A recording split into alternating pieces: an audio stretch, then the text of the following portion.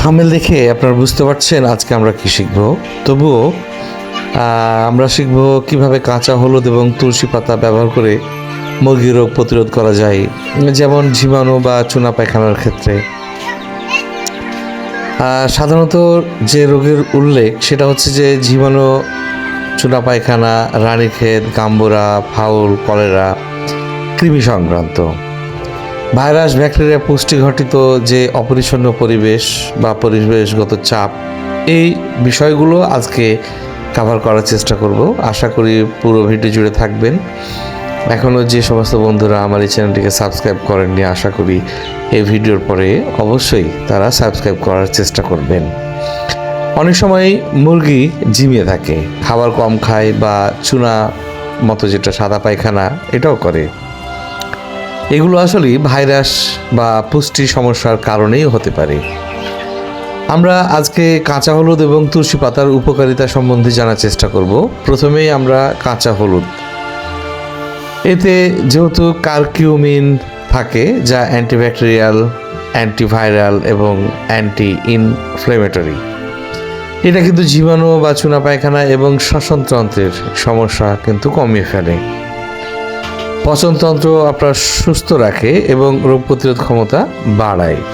মনে রাখতে হবে, মুরগির কিন্তু পচনতন্ত্র মানে পাচনতন্ত্র যেটা, সেটা যদি সুস্থ না থাকে, সেটা যদি ক্লিয়ার না থাকে, তাহলে কিন্তু মুরগির অসুস্থ হওয়ার চান্স অনেক বেশি থাকে।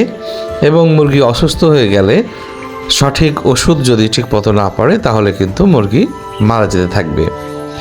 এবার আসি আমরা তুলসী পাতা সম্বন্ধে জানার চেষ্টা করি। তুলসী পাতাতে ইমিউনিটি সিস্টেম বা ইমিউনিটি বুস্টার এবং শ্বসনতন্ত্রের সংক্রমণ প্রতিরোধ করার প্রচণ্ড ক্ষমতা রয়েছে। মুরগির স্ট্রেস কমায় এবং সামগ্রিক স্বাস্থ্য উন্নত করতে কিন্তু তুলসী পাতা ভালো ভূমিকা রাখার চেষ্টা করে। হলুদ এবং তুলসী সস্তা, সহজলভ্য এবং প্রাকৃতিক উপায়ে মুরগির যে স্বাস্থ্য রক্ষা, এটা কিন্তু সম্ভব। কাঁচা হলুদ এবং তুলসী আপনি কিভাবে ব্যবহার করবেন, এটা কিন্তু খুব গুরুত্বপূর্ণ। আসুন আমরা সেটা জেনে নিই। কাঁচা হলুদ প্রস্তুতের জন্য আপনাকে তাজা কাঁচা হলুদ কিংবা আপনি পাউডার ফর্মও নিতে পারেন, যদি সেটা অর্গানিক হয়, কোনো ধরনের কেমিক্যালযুক্ত না থাকে। আমরা আসি কাঁচা হলুদের ক্ষেত্রে।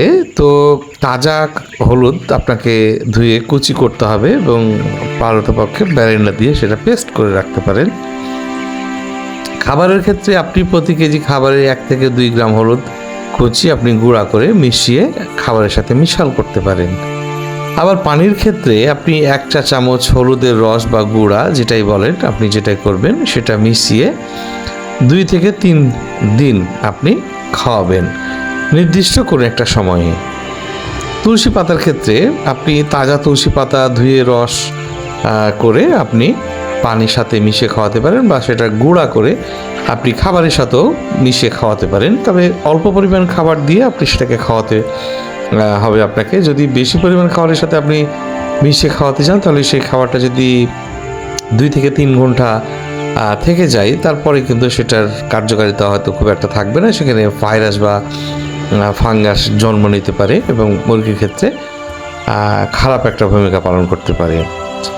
তবে সবচাইতে ভালো হয় পানির ব্যবহারে। আপনি 5 থেকে 10 যেটা পাতা, সেটা রস করে 1 চা চামচ আপনি করবেন, সেটা 1 লিটার পানিতে মিশিয়ে আপনি 3 থেকে 4 দিন কোনো একটা টাইমে আপনি এটাকে খাওয়াতে থাকবেন। শুকনো তুলসী গুঁড়া অল্প পরিমাণে আপনি খাওয়াতে পারেন। তবে শুকনো তুলসীর গুঁড়া আবার করার খুব জটিল প্রসেস। অনেকেই কিন্তু তুলসী পাতা নিয়ে রোদ্রে শুকিয়ে সেটাকে পাউডার ফর্ম করে খাওয়ানোর চেষ্টা করে। আসলে এটাতে কোনো গুণ থাকে না, এটা গুণ হারিয়ে যায়। যদি আপনাকে তুলসী পাতা শুকনো করতে হয়, তাহলে তুলসী পাতাকে আপনাকে আলোতে রাখতে হবে না, যেটাকে আমরা বলি রৌদ্র। আপনাকে ঘরের মধ্যে রৌদ্রের যে তাপ সেটা যেন পাই, সেরকম জায়গাতে আপনাকে রাখতে হবে, যেন পাতাটা সবুজ সবুজ অবস্থায় থাকে এবং চুরমুরে হয়ে যায়। এবার আসি মিশ্রণের ক্ষেত্রে। হলুদ এবং তুলসী একসাথে মিশিয়েও আপনি খাওয়াতে পারবেন। সেটা 1 চা চামচ হলুদ এবং 5 মিলি তুলসীর রস প্রতি লিটার পানিতে আপনি দিনের কোনো একটা ভাগে আপনি খাওয়াতে পারেন। অন্যান্য প্রাকৃতিক টিপসের ক্ষেত্রে পরিষ্কার পানি এবং সব সময় আপনাকে রাখতেই হবে আপনার মুরগির ক্ষেত্রে, মুরগির খাঁচাতে। পানিতে গ্লুকোজ বা ইলেকট্রোলাইট মিশিয়ে আপনি খাওয়াতে পারেন দুপুরবেলাতে। এতে মুরগির দুর্বলতা কমাবে এবং রোগ প্রতিরোধ ক্ষমতা বাড়বে। পরিবেশের যে ব্যবস্থাপনা, খামারের যে নিরাপত্তা নিশ্চিত করতে হবে, এক্ষেত্রে আমি আমার বিগত ভিডিওগুলোতে আলোচনা করেছি। আশা করি আপনারা সেই ভিডিওগুলো একবার দেখার চেষ্টা করবেন। অন্যান্য ভেষজের মধ্যে কিন্তু নিম পাতা এবং পেঁপে পাতার বীজ, এটা যেহেতু কৃমিনাশক হিসাবে ব্যবহার করে, এইটাও কিন্তু আমি আমার বিগত ভিডিওতে আপনি দেখলেই পাবেন। আমি ব্যবহার বিধি সম্বন্ধেও বলেছি, আপনি সেটা দেখে নিতে পারেন। পুষ্টি হিসাবে শস্য এবং শাকসবজি এবং প্রোটিন সমৃদ্ধ খাবার আপনাকে দিতে হবে। অনেকেই যারা পোলট্রি ফিড ব্যবহার করেন, তারা কিন্তু পোলট্রি ফিডে সমস্ত উপাদান দেওয়া থাকে, তবে অর্গ্যানিক নয়, সেটা অন্য প্রসেসে। আপনি সেটাও খাওয়াতে পারেন, বা আমরা যেহেতু ভুট্টা, গম, ধান এইগুলো যেহেতু রয়েছে, এগুলোর সাথেও কিন্তু আপনি মুরগিকে খাওয়াতে পারেন। ওভারঅল আপনাকে বুঝতে হবে যে কাঁচা হলুদ এবং তুলসী পাতার যে প্রচণ্ড গুণ, আপনি আপনার মুরগিকে সঠিকভাবে যদি সেটা খাওয়াতে পারেন বা আপনি ইমপ্লিমেন্ট করতে পারেন, তাহলে কিন্তু আপনার মুরগি অর্গ্যানিকভাবে ভালো থাকবে। সর্বোপরি যেটাকে বলতেই হয় যে মুরগির পাচনতন্ত্র যদি সমস্যা হয়, তাহলে মুরগি আস্তে আস্তে রানীক্ষেত এবং গাম্বুরাতে কনভার্ট হবে।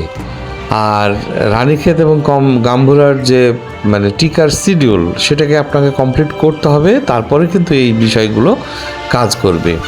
এখনও যে সমস্ত বন্ধুরা আমার এই চ্যানেলটিকে সাবস্ক্রাইব করেননি, আশা করি নতুন নতুন তথ্য এবং নতুন পরামর্শের জন্য আপনি আমার চ্যানেলটিকে সাবস্ক্রাইব করবেন। প্রয়োজনে কমেন্ট করবেন, আপনার অভিজ্ঞতা লিখে আমাকে পাঠানোর চেষ্টা করবেন। আমি আশা করি আপনাদের সমস্যাগুলোকেও নোটিফাই করে নতুন কোনো ভিডিও আপলোড করার চেষ্টা করব, এবং আপনাদের যদি কোনো পরামর্শ থাকে তবুও আমাকে লিখে জানাতে পারেন।